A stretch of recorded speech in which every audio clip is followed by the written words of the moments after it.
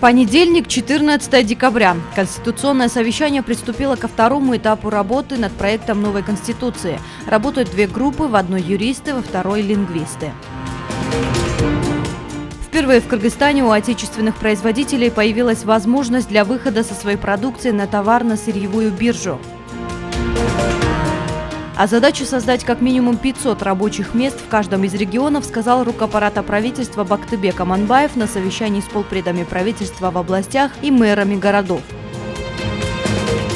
Бывшего председателя Государственной службы по борьбе с экономическими преступлениями Бакира Таирова решением Первомайского районного суда водворили в СИЗО ГКНБ. Вторник, 15 декабря. Дан старт предвыборной агитации кандидатов в президенты. Агиткампания продлится ровно 26 дней. Состоялось первое заседание Совета по вопросам миграции. Председательствовал на заседании исполняющий обязанности президента Төрега Жогорку Кеңеша Талант Мамытов. В состав Совета вошли члены Кабмина и руководители ряда государственных органов. Делегации Кыргызстана и Узбекистана договорились об активизации работы по вопросам делимитации госграницы. Минздрав совместно с Центризбиркомом разработал алгоритм для проведения безопасных выборов президента. Молодежь неравнодушна к социально-политическим изменениям в стране. В очередной раз это подтвердилось на молодежном форуме в Нарыне. Министерство труда и социального развития своевременно и в полном объеме профинансировало все пособия и социальные выплаты. Об этом сообщила глава ведомства Ализа Султонбекова. Необходимо обеспечить полноценную стабилизацию ценовой ситуации на внутреннем рынке на продукты первой необходимости. Об этом исполняющий обязанности премьер-министра, первый вице-премьер Артем Новиков сказал на совещании по вопросам обеспечения продовольственной безопасности. В городе Талас прошел форум молодежи, поддерживающий конституционную реформу и которая за чистые выборы. Участники заседания обсудили проект новой Конституции. По многочисленным обращениям родителей школы и детские сады для особенных детей возобновляют работу. Все сотрудники специализированных школ и садов завершили сдачу ПЦР-анализов. В четверг, 17 декабря, создана межведомственная комиссия по изучению распределения помощи, поступившей в Кыргызстан в период пандемии коронавирусной инфекции. С этого дня в Бишкеке начали работать ярмарки, где можно будет купить продукты по низким ценам и напрямую у фермеров, производителей и импортеров. Информация о том, что рудник Джетымто в Нарынской области передан китайской компании, не только является недостоверной, но и обостряет напряженность в обществе и усугубляет негативное отношение населения к инвесторам. Правительство дало разъяснения по поводу информации вокруг месторождения Джетымто.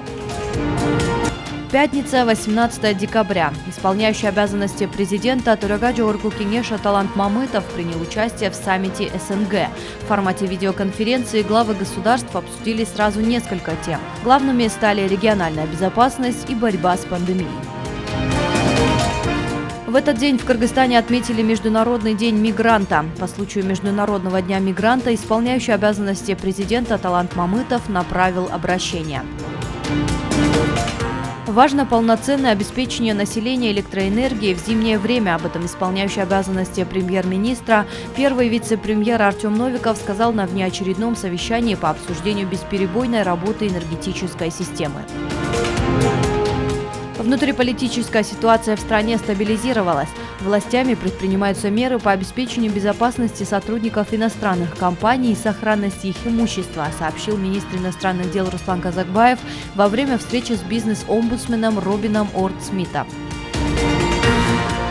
Все гарантированные социальные выплаты, включая пенсии, пособия, будут выполняться своевременно и в полном объеме. Об этом официально сообщили в соцфонде. Традиционная интеллектуальная и стратегическая игра «Тогуз Коргол» включена в репрезентативный список ЮНЕСКО по нематериальному культурному наследию человечества. 18 декабря отметили 55-летие деятельности мэтра клоунады Кадырбека Таджиева. Суббота, 19 декабря. Талант Мамытов с рабочей поездкой находится в Джалабадской области. Он также посетит и Ошскую область. Поездка продлится с 19 по 22 декабря. Сотрудники органов национальной безопасности сегодня отмечают свой профессиональный праздник. В ЦИКе состоялась жеребьевка по порядковому номеру кандидатов в президента в бюллетене. Задержанный в рамках дела о продаже радиочастот первый заместитель руководителя аппарата правительства, заведующий отделом обороны, правопорядка и чрезвычайных ситуаций Азамат Араев заключен под стражу.